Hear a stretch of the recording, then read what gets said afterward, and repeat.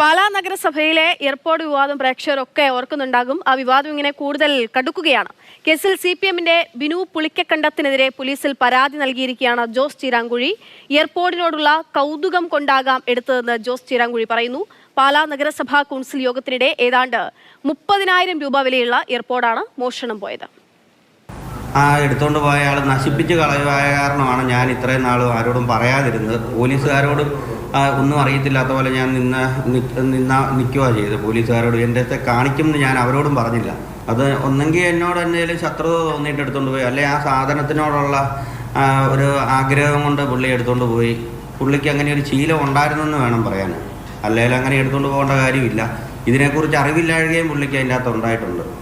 അറിയാമെങ്കിൽ ഒരു കാരണവശാലും അത് എടുത്തുകൊണ്ട് പോകത്തില്ല. തനിക്കെതിരായ ആരോപണം രാഷ്ട്രീയ പ്രേരിതമെന്ന് ആരോപിച്ച് ബിനു പുളിക്കക്കണ്ടവും രംഗത്തെത്തി.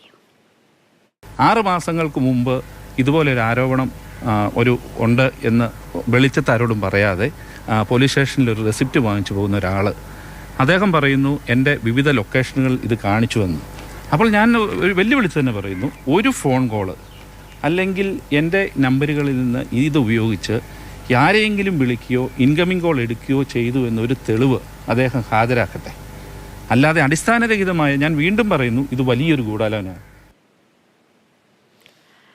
നമുക്കിപ്പം ഷിനോജ് എസ്.ടി വിവരങ്ങൾ നൽകാനായിട്ടുണ്ട്. ഷിനോജ്, എയർപോർട്ട് വിവാദം ഇങ്ങനെ വല്ലാത്ത രീതിയിൽ ഇങ്ങനെ കടുക്കുകയാണ് പാലാ നഗരസഭയിൽ. ഇപ്പോൾ പരാതി നൽകിയതിന്മേൽ പോലീസ് കേസെടുത്തിട്ടുണ്ടോ എന്നറിയണം.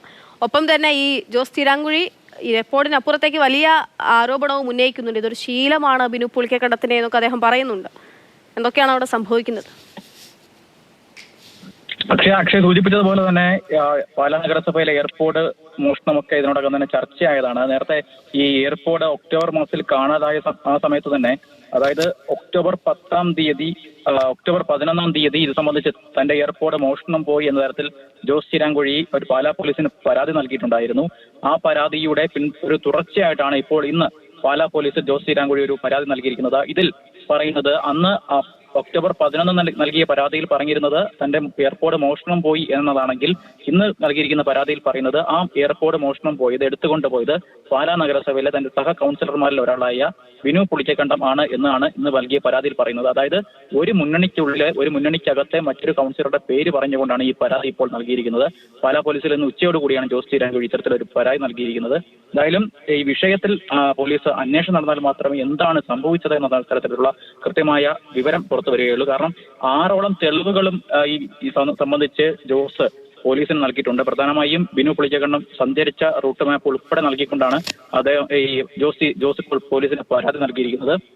എന്നാലും ഇതിന് മറുവശമായി ബിനു പുളിക്കക്കണ്ടത്തിന്റെ പ്രതികരണം നമ്മൾ തേടിയിരുന്നു. എന്നാൽ ബിനു പറയുന്നത് ഇത് രാഷ്ട്രീയ ഗൂഢാലോചനയുടെ ഭാഗമാണ്. പ്രത്യേകിച്ച് കേരള കോൺഗ്രസ് മാണി ഗ്രൂപ്പിന്റെ ഉന്നത നേതാക്കൾ ഉൾപ്പെടെ തനിക്കെതിരെ ഗൂഢാലോചന നടത്തിക്കൊണ്ടുവന്ന ഒരു ശ്രമമാണ് ഇപ്പോൾ കണ്ടത് എന്നാണ്. കാരണം ഈ ഒക്ടോബർ മാസത്തിൽ നഷ്ടപ്പെട്ട എയർപോർട്ട് ഇപ്പോൾ ഈ ജനുവരിയിൽ ഉയർന്നു വരണമെങ്കിൽ അതിന് പിന്നിൽ ഗൂഢാലോചനയുണ്ട്. മാത്രമല്ല, തന്റേത് സാംസങ്ങിന്റെ ഒരു ഫോണാണ്. ഈ സാംസങ് ഫോണിൽ എങ്ങനെയാണ് ആപ്പിളിന്റെ ഒരു എയർപോർട്ട് കണക്ട് ആവുക എന്ന ചോദ്യമാണ് പ്രധാനമായും ബിനു പുളിക്കക്കണ്ടം ഉന്നയിക്കുന്നത്. എന്തായാലും മറ്റന്നാള് പാലാ നഗരസഭയിലെ ചെയർമാൻ തെരഞ്ഞെടുപ്പ് നടത്തുകയാണ്. പാലാ ഒരു നഗരസഭയാകുമ്പോൾ ഒരുപാട് പ്രശ്നങ്ങൾ ഉണ്ടാകും, ഒരുപാട് രാഷ്ട്രീയ കാര്യങ്ങൾ, മറ്റ് പദ്ധതികൾ ഒക്കെ ചർച്ചയാവുകയും ഒക്കെ ചെയ്യേണ്ടതാണ്. പക്ഷേ പാലാ നഗരസഭയിൽ നിന്ന് ഷിനോജ് സൂചിപ്പിച്ച പോലെ തന്നെ ഇപ്പോൾ കുറച്ച് ദിവസങ്ങളായിട്ട് ഈ എയർപോർട്ടിനെ ചൊല്ലിയുള്ള വാർത്തകളും വിവാദങ്ങളും വിമർശനങ്ങളും ആരോപണ പ്രത്യാരോപണങ്ങളും മാത്രമാണല്ലേ വരുന്നത്?